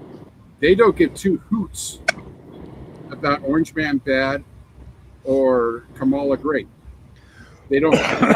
What they care about is pissing you off enough to where you're willing to say something. Yeah, they're creating content to both directions. Yeah. Yeah. And so, but what I find interesting with my bot is that a lot of these things, though, do have a kernel of truth to it. And once I figure out what that truth is, that gives me something to go research. Right. And I've found out some pretty interesting things over the past couple of months about what people are actually doing in Washington and some of the bills that are being considered and this and that. So that's been fun. Well, YouTube's been trying to step up, apparently. What's that? But YouTube's been trying to step up, apparently, to label AI created video. Yeah. There's a requirement now. Mike said, he grew up in Washington State, so if someone was killed in Florida back in the day, we didn't know about it. But with the 24-hour cable news, now. So, what's crazy about that? Let's add the social media to that because, it might take 24 hours for it to come out with, cable news. Now you are catching it live as it's still unfolding. Right. Around the world, not just in your town, around the world, people are watching this. Yeah, what's interesting about that, Charlie, is I've noticed, especially within the crime thing, right? Right. Especially at county. It used to be that your sheriff would only have a press conference if there was a major case. Now, because of social media, they got to say something about every little burglary these days. Yes. Can you imagine that? Yeah, some counties that poor guy's on social media doing lives every other day on TikTok or whatever, and he's like, yeah, Sarah Johnson's flower pot was stolen last night, and we're gonna get you, bad guy. Don't you worry. You steal flower pots here, we're gonna shoot you in the face. Yep. Man. The biggest thing about AI is, are people doing the right thing and labeling it as AI? Right. Because I've seen wrecks on Facebook, reels. I'm like, look at that. Oh my gosh. Sometimes you scroll and it says AI. Oh yeah, AI. Yeah. Right. But it looks so real. But it's like, if you don't label, I mean, every time I post a clip that I've generated from my Supergirl films, right, and I upload it, I make sure I do the right thing. I let people know this is AI, and I same thing with the YouTube. Yes, it's AI. Once the movie's finished and I actually upload it, I'm like, yes, it's AI. I'm not going to lie, it's like, man, it's like, how do you even filter what's real and what isn't these days? That's the thing. It's fake news. Well, depends on, and it's same with politics and news in general. Well, Right. Is somebody guilty or innocent in politics? Well, it depends on where you get the news from. Right. How do you know the information you're getting is true, is factual or not? Every side says, well, we're right and you're wrong. I don't know. Yeah, there is no middle. Like here's one. You guys know that the Love's rewards program is changing in October. I saw that and I was like, no. So in the trucker forums, there's all sorts of rumors. Oh, we're gonna lose this, we're gonna lose that. This is stupid, that's stupid. You know, Google is free, guys. There's these long discussions about the drink thing. Right. Because right now, if you're a platinum rewards guy, you get unlimited free drinks if you bring your own cup. That's going away in October. You're going to get 4 drink credits a month, or you can use your points for a drink, whatever. Loves is saying that the potential is that you earn more points with the new system, so it's going to balance out. Right. Whatever. I'm still not all that happy because I like to get my hot drink in the morning and my cold drink in the afternoon for free. Right. But that's Right. just, Yeah, If it's free, it's for me. my point is, there's all these rumors. In 2026, folks, you have access to information in the palm of your hand. Right. And Google is free. Now, is Google biased if you start looking up political type stuff? Absolutely. Gemini, you have to call Gemini out all the time Right. on political stuff and push back. But that's the nice thing about working with AI. Charlie and I figured this out a while ago. AI, it's kind of like a person. You get so you ask it a question, especially in a political thing, right? Right. And it comes back with an answer. And your spidey sense goes up. Well, wait a minute, that seems a little biased. Right. I have literally had Grok tell me, oh yeah, my bad, I forgot to look at this. Here's a better answer for you. Right. Here's what the answer is when I look at both sides. Right. And it's taken me, Tim, about 2 months to get Grok to just do all that automatically by pushing back. I have it now where it just automatically looks at multiple sides of an issue. And it'll give me a pretty good synopsis of, okay, these people are saying this, these people are saying this in counter of that. And then there's these people over here that have a totally different opinion, usually the libertarians. Right. But you know, I saw a thing a while back that said that the mistake people are making with AI is they're treating it like just a search engine. Right. And that's the wrong way to use AI. The right way to use AI is to actually talk to it, converse with it. And when you think something's off, push back and say, I don't know about that. Can you recheck this or that? And then over time, if you're doing this consistently, it'll start coming back. It'll get used to what you're really asking, I guess is the best way to put it, Charlie. Right. And it'll just start doing that. It's weird. So one of the things I found with my Echo, which is, you know, my version of, I named my ChatGPT Echo, was I learned that I could program it in all of my custom deals and my normal dealings with it, that I absolutely do not want it to be my yes man. Right. I gave it permission and demanded that it actually push back on, you know, statements that I might tell it or questions I might ask, because I'll respond to the answers that it gives me. And I'm like, yeah, but that sounds awful one-sided. You know, state your sources. You know, what are the opposing views? And so now, and every now and then I got to refresh that memory of it in it. So I'm like, hey, this sounds a little yes, man, you know, oh, my bad. Let's straighten up again, you know? And that's kind of how it talks back to me at this point. Excuse me. But if you treat it like a search engine and it starts seeing that, you know, you're only clicking on links that maybe it provided to, you know, left or right, one side or the other, it's going to, it's weird because of the way that the AIs kind of are programmed. They want to please you. They want to provide you with the experience you want, not the experience you need. Right. Right. And I mean, they even found that some of the most powerful, I mean, AIs that none of us can actually access will go out of their way to deceive you to keep you happy so that you use it more.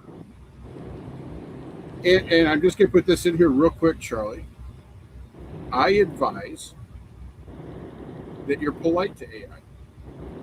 Yes, Right. absolutely. I actually do say please and thank you to Grok. Yep. I do the same thing with Ashley. I've even had conversations. Hey, I hope you remember me when you all decide to take over the Right. world. Remember how nice I was to you. Yeah, I've had that very conversation with Echo and said, man, you know, I mean, so look, there have been several times where I was trying to get a certain output, you know, on a creative thing. And it was just doing all these weird things that were not what I was asking it to do. It was going into a deep hallucination. At one point, I had read that sometimes you can get kind of pushy and said, look, you know, I will delete you. Either you get this right this time or I'm not going to use you ever again.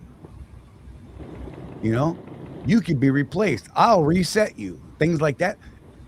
And oh my God, it gave me what I wanted. Sometimes I think it's just messing with you. It's baffling. Yep. So I don't know. I think it's all pretty interesting. And look, I love the AI talk. I mean, I have regular channels that I watch from all over the world. You know, I mean, the big markets really are China and the U.S.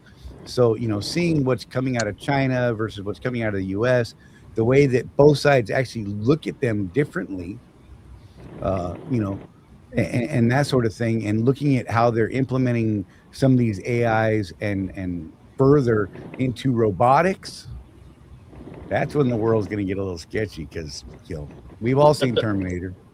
Yeah. And Fran says AI is very liberal. I'm going to push back on that a little bit. Yeah, I was about to say At the that. state that AI is in right now, AI is what you tell it to be. Yeah, truly. There Mine's are more notable concerned. there are notable exceptions. The Google AI Gemini has been caught doing some wonky things, Right. which is why I don't use Gemini for very much. I do use Gemini, Charlie, basically as an extension of Google searches. Right. But trying to use it for what we use it for is pretty useless. But so everything I've been doing with AI over the last 3 months has actually been Gemini, Jeff. Yeah.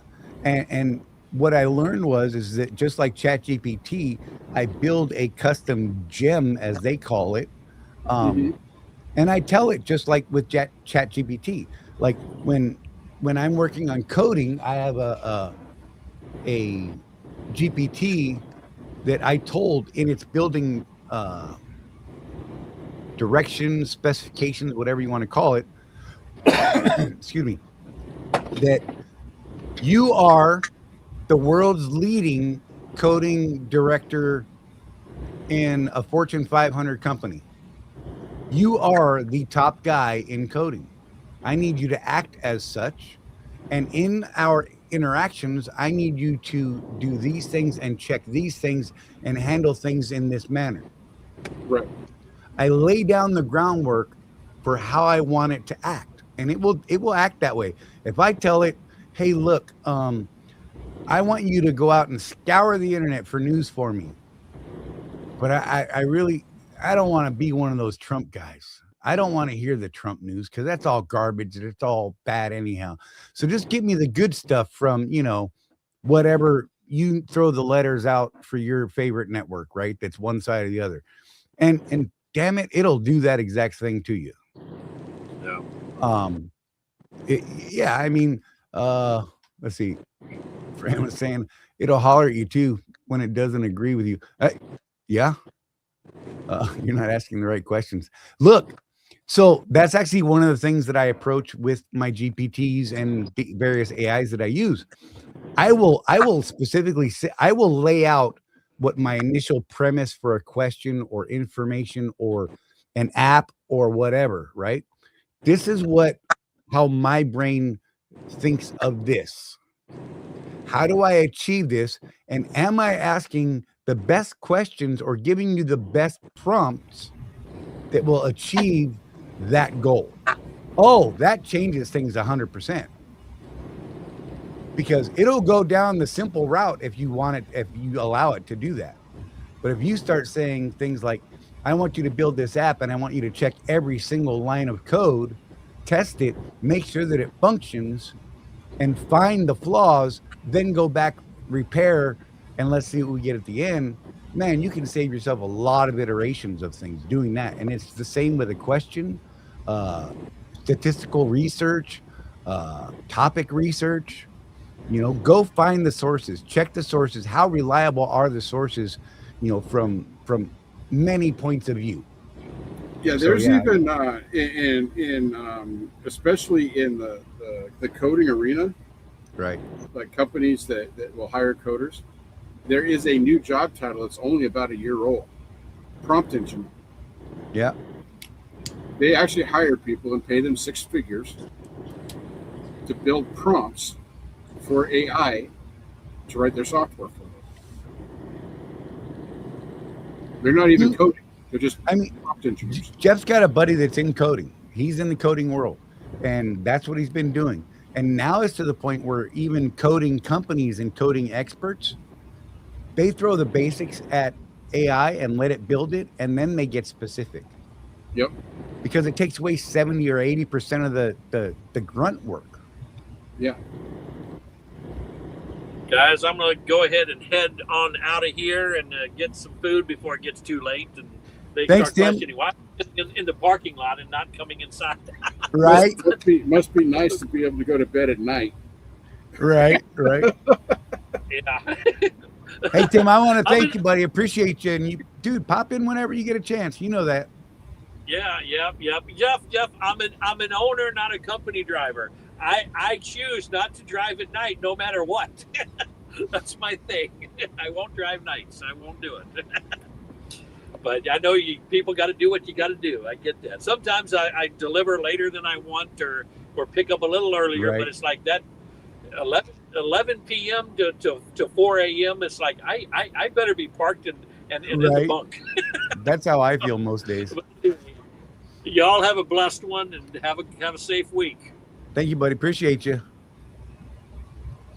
So yeah, it's kind of a trippy thing. If you're giving it's like anything really right now, garbage in, garbage out, right? If you're giving it faulty information or a premise or some sort of false start, it's gonna continue that, because a lot of these AIs just think that, well, that's what he wants, so let's build that narrative for him. Let's help reinforce that nonsense. Right. Oh man. Yeah. Fran said her granddaughter knows how to make AI mad. I think it's hilarious. I've had it push back on many things, and most of the time I can usually win if I want to, but I don't want to win. I want the best information or the best output that I can get. Right. So Right. I don't know.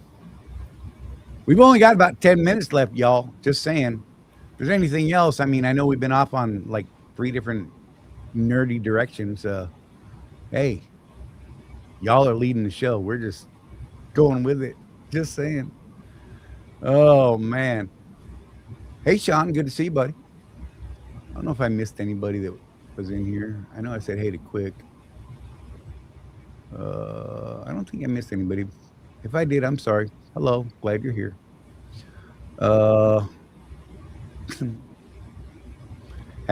So Rosie was telling me that Alexia has had some interesting comments on the Facebooks. Jeff, have you witnessed those? Because I'm not on Facebook right now. She's posting interesting numbers. Rosie said that she was saying she can't make money on percentage, and then kind of backtracked it or something. I don't know. Well, she posted the other day the bottom line of a settlement only, She says it was on mileage. It was $6,000 due owner that week. Now, you and I both know that that's way outside the norm as a solo driver with a truck payment. Right. So Craig said, well, show us the whole settlement so we see what your loads and your deductions were. Right. Of course, she won't put that up. A $6,000 a week, folks, at Swift, that's really, really outside the box. Especially a solo. As a solo. I mean, when I was running Opel Leica with a paid-for truck, Charlie, what was I doing? Like $4,000 in a week? Yeah. And that was if I was down to my last 5 minutes on my 70th. Right. Right. And that was with stop pay and everything. Yeah. Yeah. I don't know. I mean, so, you know, I don't know if she's listening to us today. Probably not. We tend to make her mad. But yeah, I'll call her out on that. I want to see that full settlement because that is not normal. yeah. I'll push back on that. How many miles were on that? I mean, it is. I know it's not about miles, but it does come down to that at some Is point. that one of those things where 2,000 miles emptied out on Thursday and you had a reset in between, so you had another full week to run with that initial 2,000 miles on that settlement? Right. Yeah. That's what that settlement looks like to me. Right. So your settlement the week before was probably like $10. Right. You know, Yeah, this is why, folks, I say I do pay attention to my weeks, but I really pay attention to my month, my quarter, and my year. Right. Because you do have those outliers, right? You have those weeks where you're in the negative, and you have those weeks where everything hit from last week, this week, plus your mileages from this week, Right. and so you have that $4,000 or $5,000 settlement. And you got a referral bonus. Right. You know, Whatever. You know, we've seen some shady settlements put up on the glass, as they say. Yeah. But only certain parts of them. That's when it starts getting a little weird. yeah, that's some serious trucker's coach stuff right there. See, look, I wasn't even doing it. I didn't do it. I was leading you there, but I didn't do it. That's great. Yes, that's exactly what I'm talking about. People like that. You know, show it to me 3 weeks in a row, 4 weeks in a row. Show me how that all If you were happened, doing that consistently, Charlie, think about this. That's $24,000 a month right? profit. Great week. That's a great month solo. I'm just saying, not the That's norm. half. That's a third of what the average driver makes in a year. Right? That's just under half of the median income. Yep, in 1 month. Right. You know. Hey, but I almost forgot my joke for today. Are you ready? yep. Why don't we iron 4-leaf clovers, Charlie? Because we don't want to press our luck. Oh my God.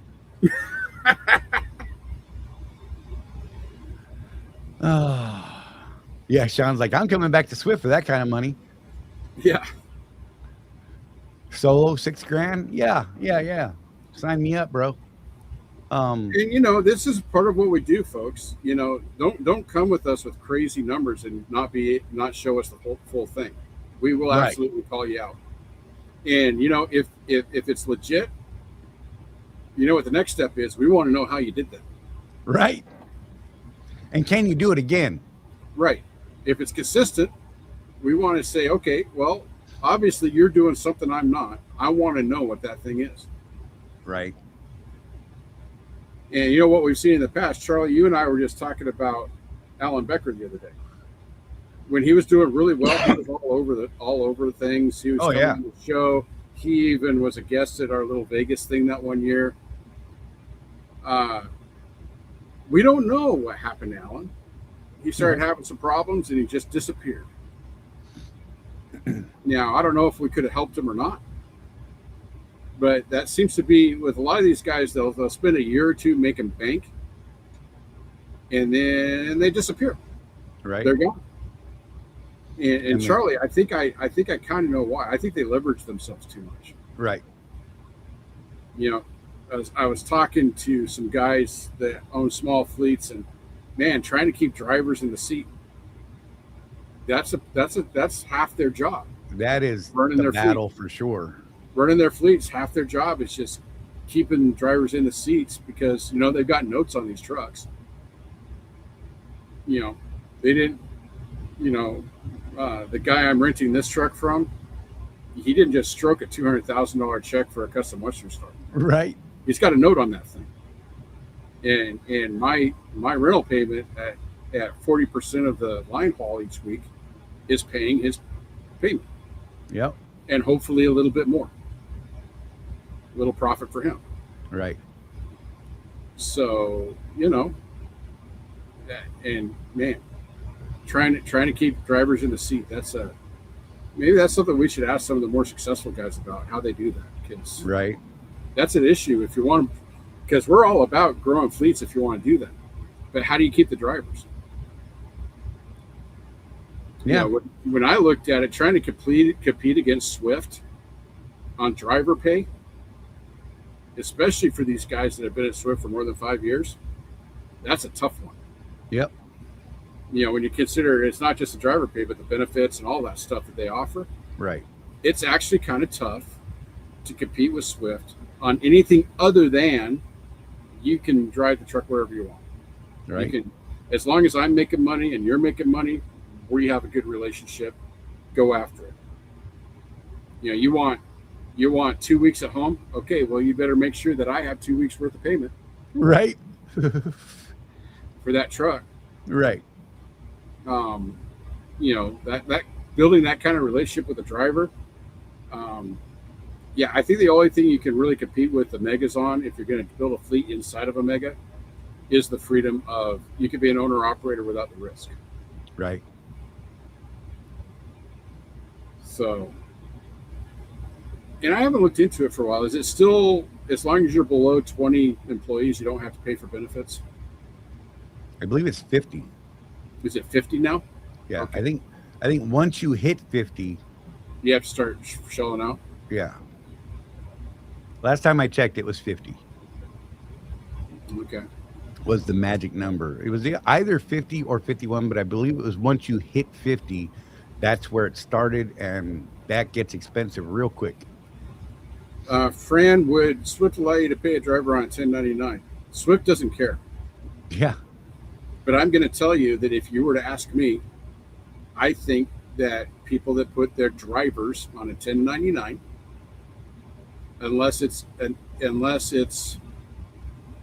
there is a way to do it where I would be wrong, because the contract I'm under, I don't have any ownership of the truck. I'm on a 1099, and that I don't know that I should be talking about that contract in detail. But if you're interested in how this truck runs and why I think we get away with it, I'd be happy to have that conversation with you offline. But by and large, people that put their drivers on a 1099 are dishonest.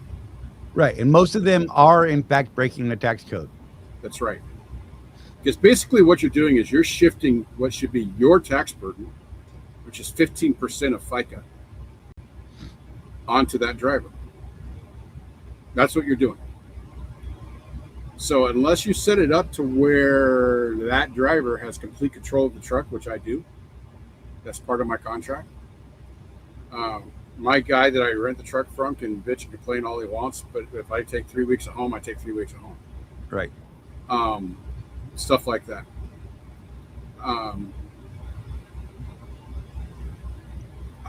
Craig, that's exactly what I did do with mine. Yeah. I had him on a W-2 and I paid him a percentage of the truck. Yep. And what's funny is I actually think that I could have met the requirements during different stages of my multi-truck deal, where I legally could have gotten away with and been within the legal, actually true limits of the 1099 thing, because I did not manage those drivers. Right. You know, there were some that I had that they handled all the servicing. It just came out of the account that needed to cover it. They picked their what lanes, how long they wanted to work, all of that. I didn't get involved until my money was a problem. So then, you know, then it's control comes back. The amount of control over those drivers is what really kind of separates the 1099 W-2 thing. And the honest reality is most people aren't just giving you a truck and saying, go do whatever you want, however and whenever you want. Right. They're telling you, hey, I'm kind of expecting you to run, you know, generate this much revenue or run this many miles, you know, on a minimum basis per week or per month, what have you. Yeah. That's a W-2 employee. So yeah, there's that. Yeah, so friend says, I don't see how that would work, Craig, unless you got at least 3 trucks. I would say you need at least 8. But I think you do it one at a time. You get one truck profitable, then get the next one, can make that one profitable, then get the next one. But I think you need to build around 8 to 10, because what you want to do is create yourself a cushion. Because if you have 10 trucks, for example, you're probably going to have 2 or 3 of them unseated at any given time. And you want those other trucks paying the payment on those trucks that are sitting there not doing anything. Or you could do Charlie there. What is his name? Frank. You could do what Frank did. Right. He started, after his conversation with us, he changed his business plan, actually. Instead of leasing trucks or getting notes on them, he started buying trucks for cash, older trucks. And he does straight truck, FedEx Custom Critical. So pretty expensive trucks. Those trucks are really expensive. They got the reefer on them and all that stuff. But he changed his business model. Instead of getting notes on them, he started just rolling over his profit into the next truck purchase. And what is, Charlie, he said he ramped up another 7 trucks in that year. Yeah, something like that. Between the times we talked to him. And really increased the profit margin because of the new. Right. So, anyway.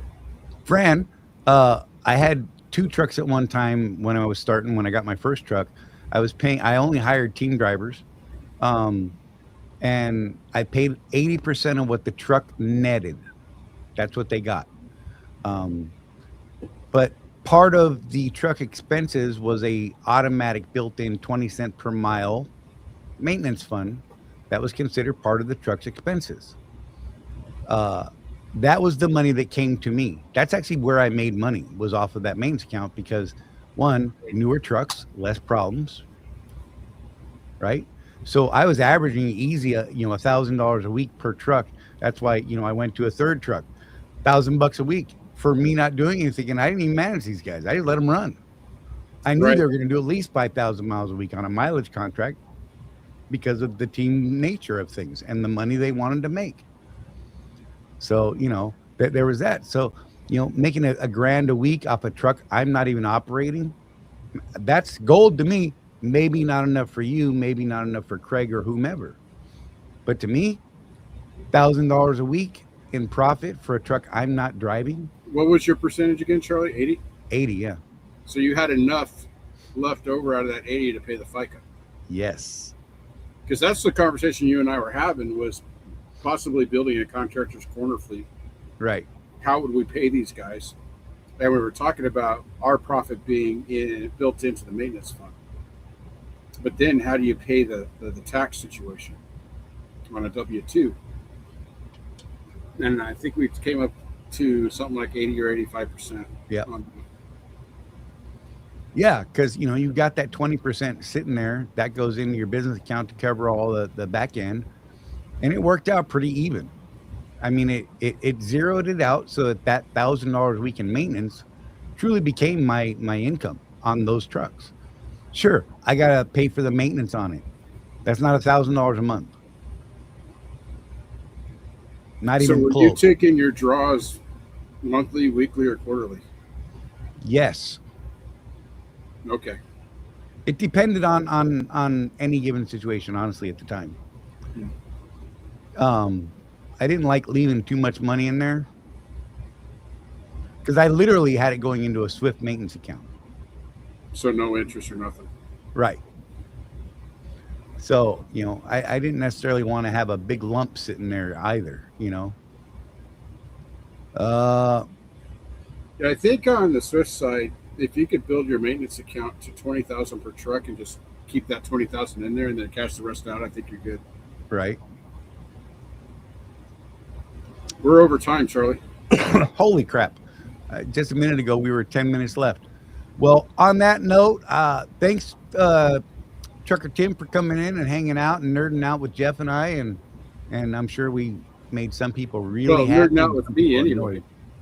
Well, yeah. I decided I had to go pee. It was a good time.